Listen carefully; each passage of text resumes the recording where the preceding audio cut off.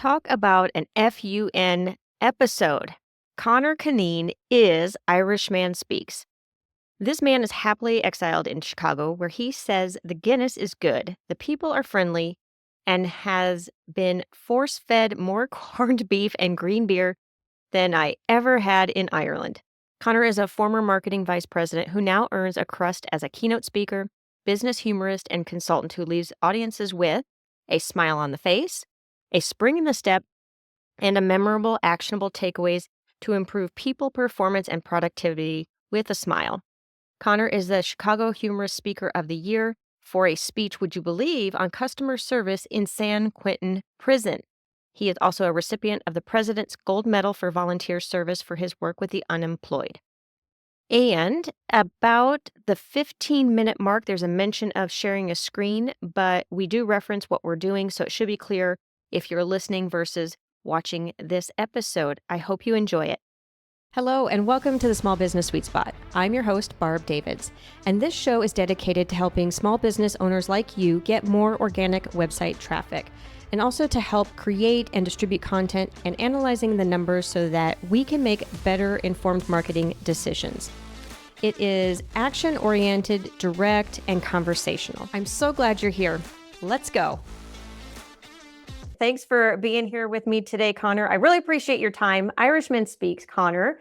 I don't even know exactly where I want to start, but I was very intrigued by your profile. And also, I found out that you are an Irishman living in Chicago, correct?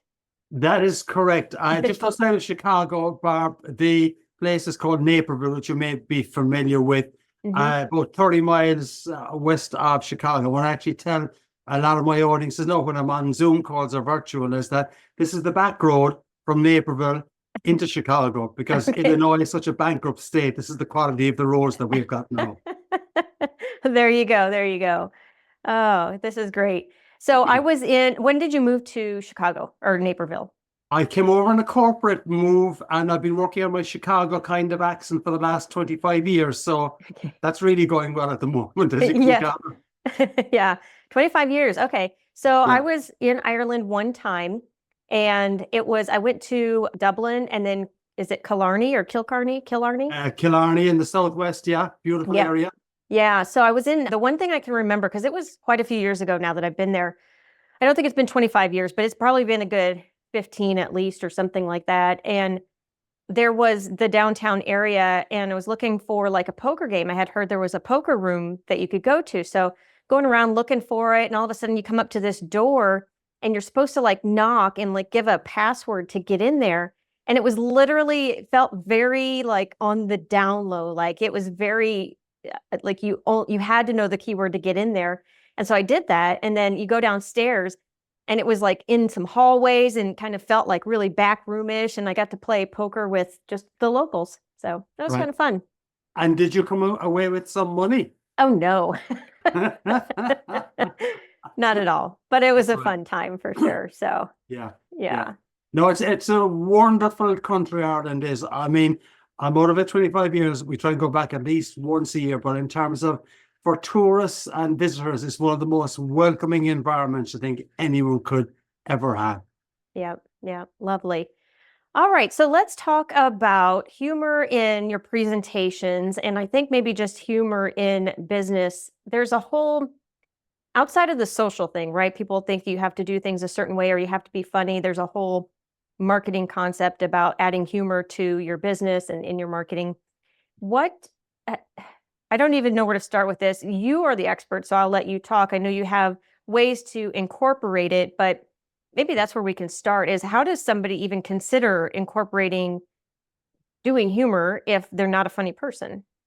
Right. Well, I think the first thing you need to appreciate, Barb, is that humor is just one of the tools that you can use in your business, just like having good presentation skills, using good PowerPoint or Windows Notes or Apple Notes or something like that. It's just one more little tool that you can use to get you over the top, because you're in a very competitive environment. And if you're a salesperson, for instance, and you're going in speaking, you want to try and pinch a $500,000 piece of business or something like that, and there's 3 or 4 other people in there as well competing against you. Basically, you can assume that the content or your product or service is not substantially different to your competitors. Let's be honest about that. So there are subtle little things that can make a difference. And one of the things that can make a difference is that if the vendor or the client that you're dealing with sees that you're affable, easy to get on with, etc., and you can build a relationship with them. And one of the ways to do that, I would suggest, is that just once or twice in your presentation, let's say it's taking 30 minutes, you can put a smile or a chuckle or make your client laugh once or twice in an appropriate manner related to your content. You have a much better chance of having that connection with the client. And when you've got that connection, they're going to, as soon as you leave, they'll say, they've got good content. And I like the guy, or I like the lady as well. I like the woman. And I think I could do business with them. So it's a tool. The fact is, you got to be professional. But one of the ways to enhance it is to just be a little bit humorous at times. Not comedy. That's a totally different thing. And it's not appropriate for the business environment generally. I think that is a good point. I guess in my head, I was thinking they were kind of the same thing. Can you clear up the differentiation between humor and comedy? Right. I mean, there's a lot of different ways you can put it, but what I would say is that humor is something that'll make you smile that is relevant to your message. Comedy is something that'll make you laugh, full stop, and may not have anything to do with your message at all. And when you are talking about comedy, the purpose is to make people laugh, laugh, laugh. When I'm talking about humor in your business, the purpose is to just enhance your presentation, enhance the connection a little bit extra. And one of the ways to do that is to get them to smile, to laugh. Okay. That makes more sense now. So there's some techniques that maybe we can employ, as I understand it. Do you want to maybe start there? Yeah, let's do that. The basic idea is we're saying that you want to add a little bit of humor to your presentation to get your clients to appreciate you more, to get the audience to appreciate you more. When they do that, you're going to connect better with them. So I'm going to put a question to you, Barb, and I'm looking for a 5-letter word. It's a one-word answer, 5-letter word. So, and the question is, if I say something funny, what is it that I hope or expect that you will do? Laugh? Very good. Very good. That's, as I say, absolutely correct. It's laugh. L-A-U. What? It's upside down. This printer, Barb, always prints upside down. Oh, no. Even actually, last week, it printed on the wrong side of the paper. It was just terrible. But anyway, but the basic point, though, is the word is laugh. L-A-U-G-H. And I do believe when I'm speaking to audiences, no matter what topic, I mean, as Irishman Speaks, my mission is to improve people, performance, and productivity with a smile. So I go into a lot of different organizations, corporations, healthcare groups to improve the people, their performance, and the productivity, and do it with a smile. And I do that by adding the humor and getting people laughing in a relevant way. And what I do with the laugh concept is I say that there are 5 elements that spell the acronym LAUGH that will help you to add humor to your presentation. And just on a slightly different point, I know you deal a lot with small businesses. I really do believe in the power of acronyms. If you've got more than 1 or 2 points to make in a presentation or in a sales pitch or in some kind of an event you're speaking at, try and create an appropriate acronym. And I think I'm probably accurate in saying that if we're talking about humor, the word laugh is, well, relatively appropriate, okay? Yeah, so let me ask you a question, Conor. Yeah. As a marketing person, because I do understand the power of that, and for a long time I kind of poo-pooed it because I was like, oh, another acronym, like really? But I get why. It's easy to remember. When you came up with laugh, did you have to force the stuff to work with that acronym, or did it happen to be just universal fate that what you wanted to talk about spelled out laugh? Well, I tell you what, we can answer that question when I give you the laugh acronym when we go through each of the lessons. I'm very happy that actually is appropriate. Okay. I mean, you do have to work a little bit sometimes to change the wording, etc., to tie in with the appropriate acronym. But in this case, though, as you'll see, I think it is quite appropriate. So the first element of the laugh acronym, and this is where I say, Barb, that you don't have to be funny to be funny. And people kind of say, Conor, what did you say? I said, you don't have to be funny to be funny. So This is my friend Happy here. He always interrupts us, okay? All right. So, and by that I mean that if you can capture the humor around you, if you can capture and record or listen, with the first element of the laugh acronym, listen to what made you laugh in the last few days. Listen to what you said that made other people laugh, and capture and record that. I do believe that if you hold on to those and put them into a repository of information, I use my Apple iPhone notes for all this kind of material. I pop it in there. I don't know when I'm going to use it. I don't know if I'm going to use it, but I've got that little humorous anecdote in there. And I do think that, well, let's have a look at how this might work. Researchers into laughter, they call them jollyologists or something like that, which is crazy, but that's true what they're called. They suggest that you laugh, the average adult laughs about 15 times a day. Babies laugh or smile about 300 times a day. So we kind of, as we get older, we kind of forget to laugh, maybe feel it's not appropriate at times, something like that. But if you take that over the last week, so you, the average person, laugh 15 times. Now, I know you're not average, Barb. You're above average, so you probably laugh 20 or 25 times, okay? Right. But let's assume so that you laughed 20 times in each day in the last week. That's 140 times that you laughed. Now, I'll ask you a question. One is, can you remember the last time that you laughed? Probably yesterday at Schitt's Creek, because that's a really funny show. Oh, it actually is very funny, isn't it? Yeah. That's right. For the benefit of our viewers, Schitt's Creek is spelled Schittts, and it relates to a family name. Isn't that correct, Barb? That's correct. We don't want anyone to get the wrong impression. Yeah, that's true. That's true, yes. Yes, okay. All right. But when you laughed at that, though, it wasn't actually a joke that made you laugh, I would hazard to say. It was a quip or a comment. And it's the same with the other 40 times that you laughed in the last week. Most of the times we laugh, it's not at jokes. And we might laugh most heartily at a joke, but most of the times that we laugh, it's at a quip, at a comment, at a conversation. And what I say is that if you can just pay attention to what it is your friend said that made you laugh, or what it is that you said that made your friends laugh, and say, I could probably use that sometime, somewhere, when I'm doing my podcasts, or when I'm speaking to an Irish guy, Irishman Speaks, or when I'm speaking to someone else on SEO, for instance. The idea is, first element of the laugh acronym, listen, record, capture, okay? Listen is the first one. So does that make sense to you? That does, yes. Okay, all right. So the next element of the record acronym, or the laugh acronym, I said it's stories that made you laugh, etc., etc. So A is for antidote. An antidote is what? It's not antidote. It's anecdote. Oh, sorry. Oh. Happy was correcting me. Okay. All right. You're doing good. You're doing good. But what I actually do say, though, quite seriously, is the antidote to a weak speech is a good anecdote. Most definitely. And Mark Twain really believed in that. I'm a big Mark Twain fan. He spoke about the power of the stories to get your message across. So A is for anecdote. And as we spoke about previously, we were just referencing the listen and letter of the laugh acronym. A lot of the things that made you laugh in the last few days were probably anecdotes or stories. Now, we go to the next element of the laugh acronym, which is you.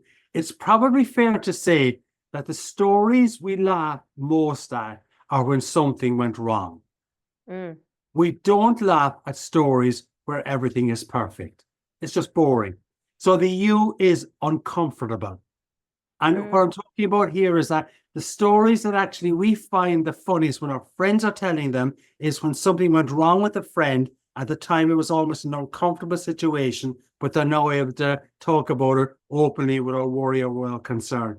The stories that I tell when I'm on stage that really get the best reaction are ones where something went wrong. One of the ones is I tell a story about looking in my rear view mirror and seeing what I refer to as a mobile discotheque.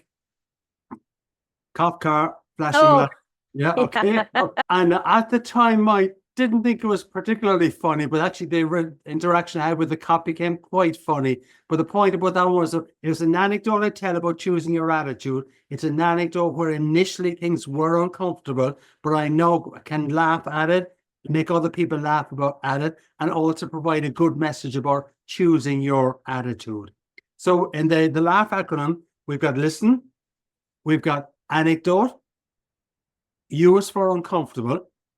Now, the next one I will go to is G. And as I say, G is for the Googler. Okay? Google.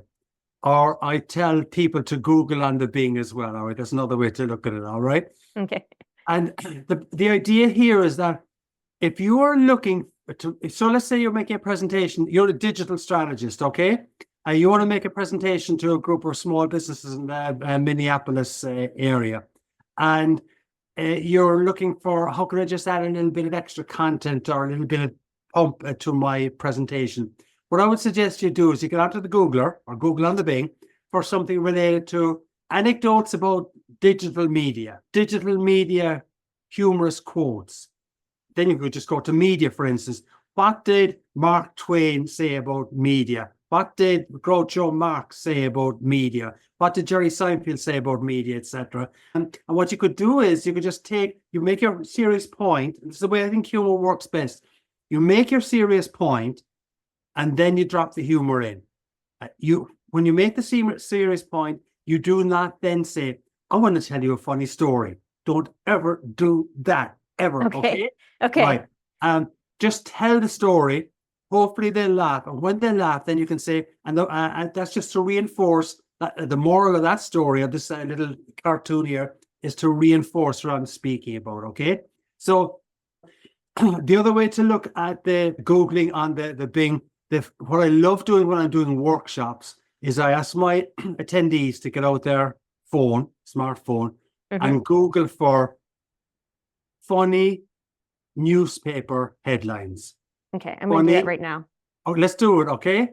And if you want to, we can share screen if you want to, or you can pick out a couple of funny newspaper headlines there. Okay. That you quite likely could use. I mean, a lot of them are about communication and media that are probably going to pop up for you. Okay, let's see. Okay. Can you see my screen yet? I can indeed, yeah. Funny headlines, that might work. Or if you just go to images, that's what I often do. Okay. Yeah. Okay. All right. So the second one, Diana was still alive hours before she died. These people are geniuses. Okay. Okay. Yeah. Yeah. Homeless man under house arrest. I mean. Oh my goodness. Yeah. There's an arrested for everything. Okay. All right. Student. No, we're not going to say that one out loud. No, we can't. No. But if you skip through a few more of those, what you will find are bugs flying around with wings of flying bugs. I mean, you could probably do something if you're talking about a PC or an internet there. Do you have bugs in your computers? Well, this is another way to look at bugs kind of thing. Right. But all right, so another one, you've just gone past it there. The one, come down, go up one, a second, go up, move up again. Okay. So state population to double by 2040, babies to blame. I mean, this is nuts stuff, but I mean, there's probably something there in a presentation that you can pick out just to kind of humorously reinforce what you're saying. Okay. So do I just use that in the presentation? So if I'm talking about computer bugs, I just simply say just talk about that particular headline, or how do I bring it in? Right. Well, for instance, you could say something like, all right, we're talking about SEO or digital media. And I think one of the challenges that you have got as a digital media audience is that you've got regular bugs in your system. Okay. And bugs in the system are a real pain in the proverbial. And then you could say, by the way, I'm not talking about these kind of bugs. Okay. And then bring that up on the screen. Yeah. At the very least, that they're going to smile, they're going to chuckle. It breaks the serious but very good content that you are providing just for a couple of seconds, helps you to connect better with the audience, and it helps to refresh their psyche as well. So it's simple little things like that that can really help. And another way, just on those, speaking about the Googler and Googling on the Bing, anytime I use the word Googler, the first time I use it, the audience smiles. I know they don't go breaking the sides laughing, but they do smile. And I think just once years ago, I referenced the Googler when I was on stage. The audience smiled, got a bit of a kind of a good reaction from it. And I said, Conor, listen. So I know just anytime I'm talking about Google, I refer to Googler, or I refer to Google on the Bing. Now, I was back in Ireland last May, talking to my brother-in-law, and he asked some, we were just talking about something or other, and I said, Finbar, just Google on the Bing. And he said, oh, that's clever, that's clever. I said, Finbar, you mentioned that phrase about 5 years ago when I was back in Cork. You've obviously totally forgotten it.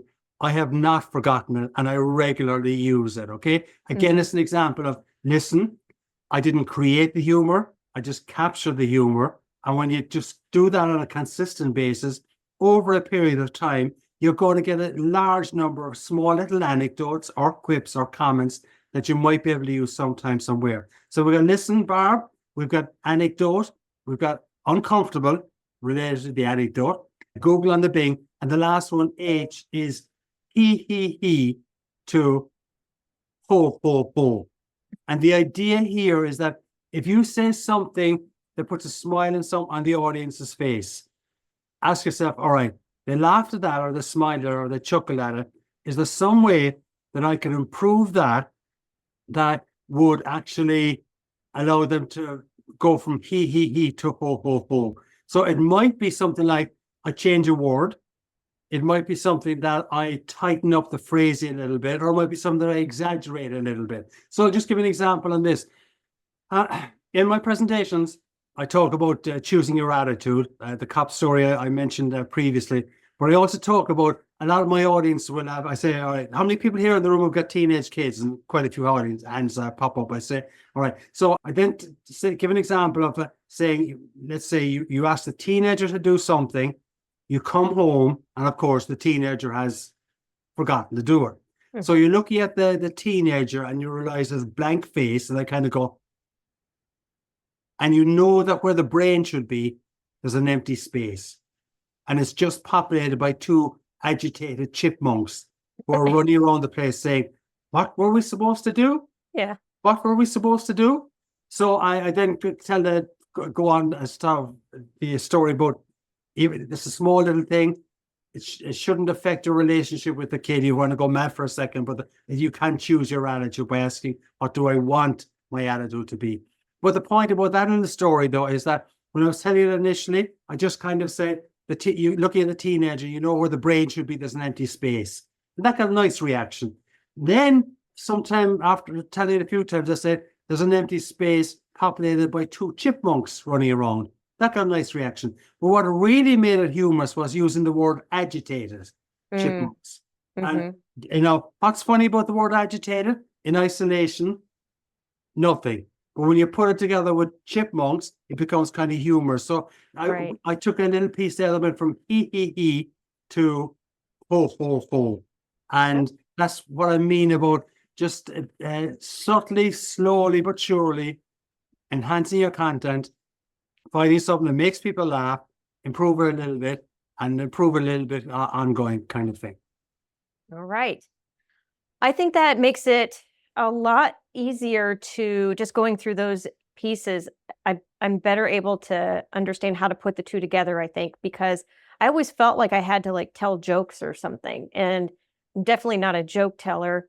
So I guess hearing it in this way definitely puts it in a different perspective to make it actually doable. Like I could actually put something in to my presentations.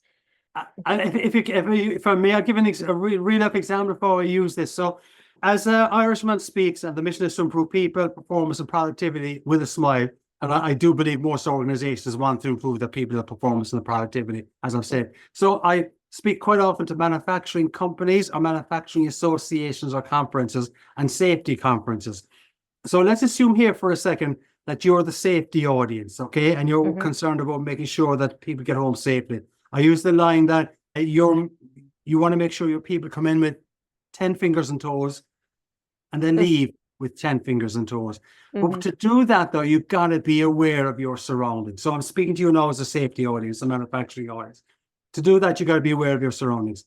A couple of weeks ago, I went to collect with my wife our darling 6-year-old granddaughter, Maggie, from soccer practice. Okay. We put Maggie into the back seat of the car, said goodbye to our daughter. She went off, strapped Maggie in, and my wife sat into the back seat of the car beside Maggie.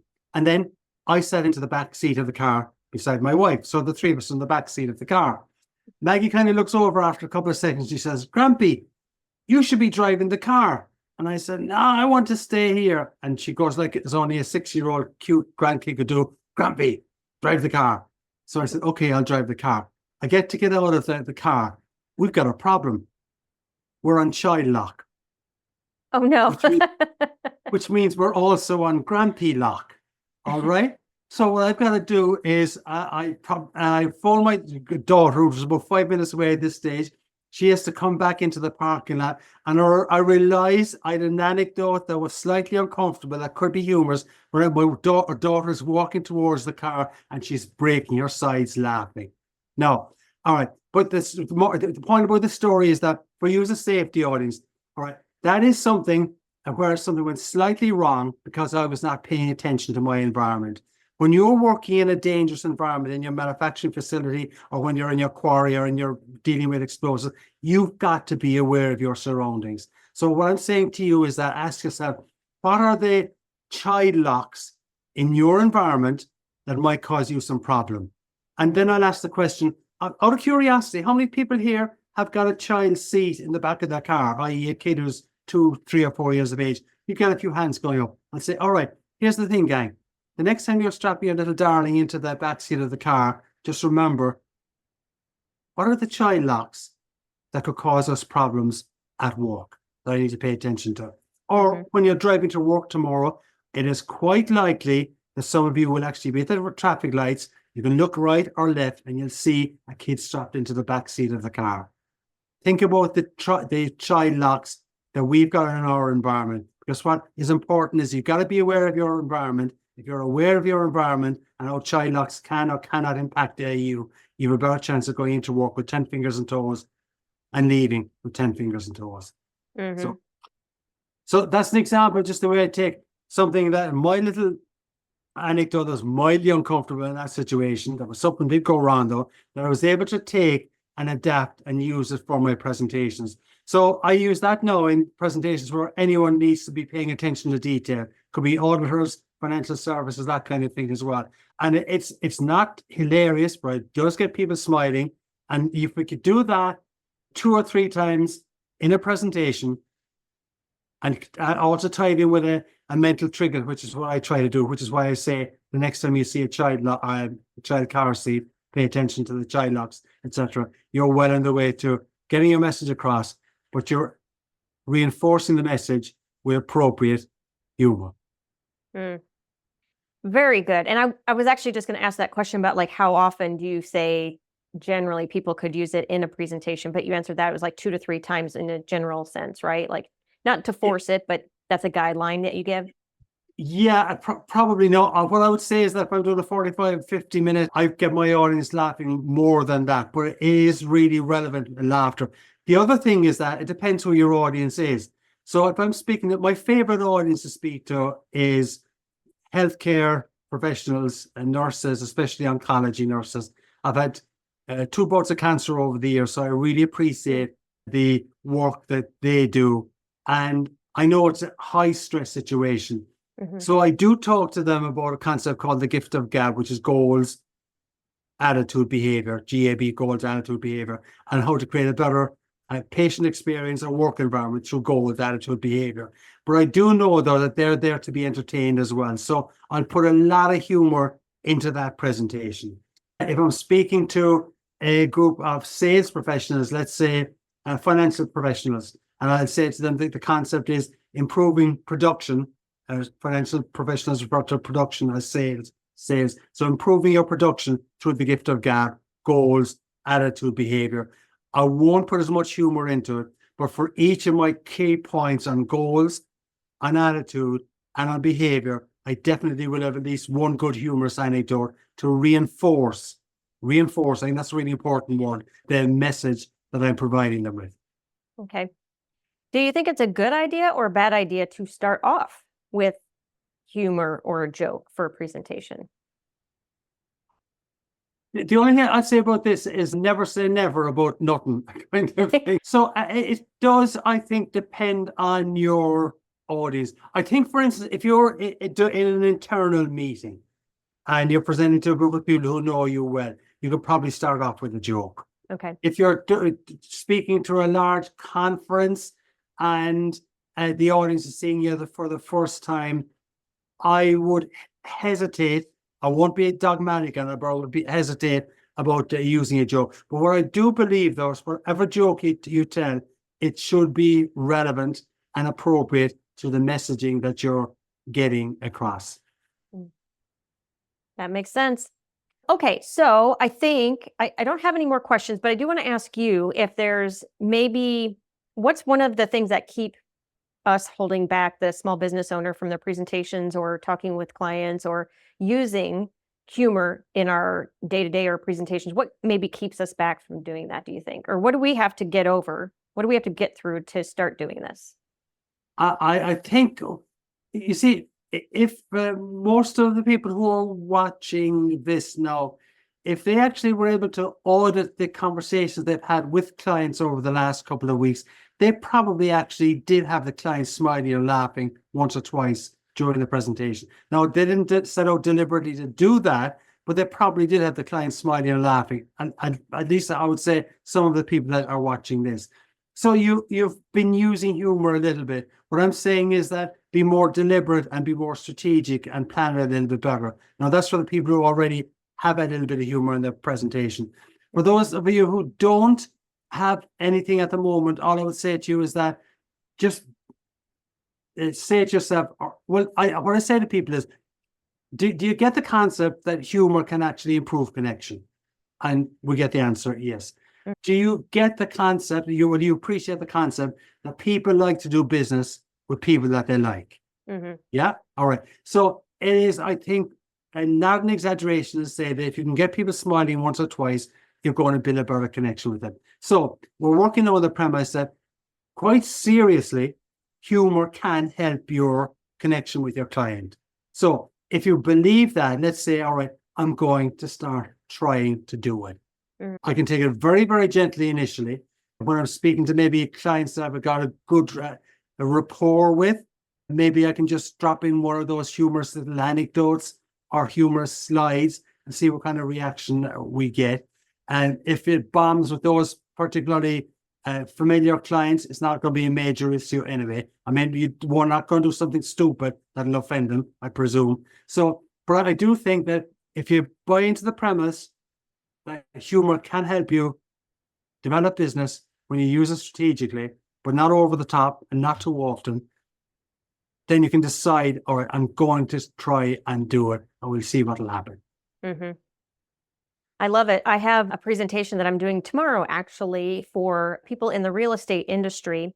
And I did write something down and it makes me feel better now, but now I'm going to go back and relook at it because I'm talking about, in the search results, when you do certain things, sometimes your listing that comes up in the search results, you can make it have like extra lines depending on Google Ads or the schema or whatever.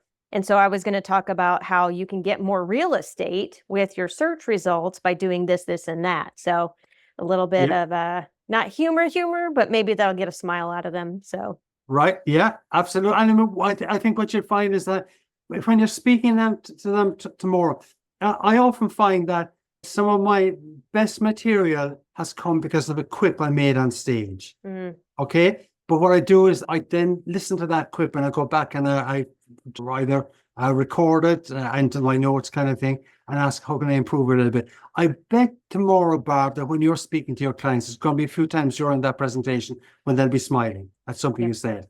Yeah. Just pay attention. So. Yeah. I'm sure of it. Pay attention to that and say, all right, hey, I got a nice little chuckle out of that one. Maybe we can just use that line again the next time, or is there some way I can just add an extra word or tighten it up a little bit and to get that smile going again. Yeah. I love it. Thank you, Conor, for sharing your expertise. I want to ask you two questions. First, I want to ask you, If with somebody listening today, what do you hope is like the one takeaway that they take away from this episode? Listen and capture. And the other related to that is you don't have to be funny to be funny. Okay. Because that's the first objection I get all the time. I'm not funny. Yeah. And I say, well, has anyone laughed at anything you said in the last week? Probably. Okay. Yeah. So, and the way to get by is, believe that just because you're not funny, don't worry about it. You don't have to be funny to be funny. Use the laugh acronym, and it will help you to add humor to your presentation in a relevant and appropriate way. Yeah. I think I had to start marking stuff down because I feel like I'm just cracking myself up all the time. So there's that, but I got to write it down. I tell you what, I joke sometimes. Hold on a second here. I tell people that I use my iPhone. I used to carry around this notepad, but it was actually quite large. Like, Oh, so gosh. Yeah. obviously, I'm exaggerating there, like, but I mean, Yeah. again, it's just a simple little example of how you can take a little bit of humor and drop it in an appropriate way. I love it. All right. So how can people reach you if they want to know more or if they want to reach out to you? Okay, well, the brand is Irishman Speaks. So my website is Irishman Speaks. YouTube channel is Irishman Speaks. And all of my various social media profiles are LinkedIn, Twitter, and now known as X. Okay, Instagram, Pinterest, they're all Irishman Speaks as well, all one word. If they're searching for me, the name is Conor Caneen. Conor is spelled with one N, Barb. Okay. My parents could not afford two N's back in Ireland. So there you go. That's a standard little line I throw in all the time as well. And I know it's going to get a piece of laughter. So again, it's not creating humor. It's just that one piece I've used again and again and again. Yeah. Yeah. I love it. Thank you so much for this. And thank you for sharing your time and your expertise, Conor. It's been a pleasure, Barb. And best with your business and best with that real estate tomorrow. Okay. Thank you. Cheers. Take care. All right. That wraps up this episode with Conor and putting humor in your presentation. Stay tuned for more episodes on helping your business thrive online. We'll see you in the next sweet spot. Cheers. Thank you for sticking around. I hope you enjoyed the episode. If you're looking for SEO and content marketing help, you can find all kinds of information at compassdigitalstrategies.com. And if you like the episode, please tell a friend. Cheers.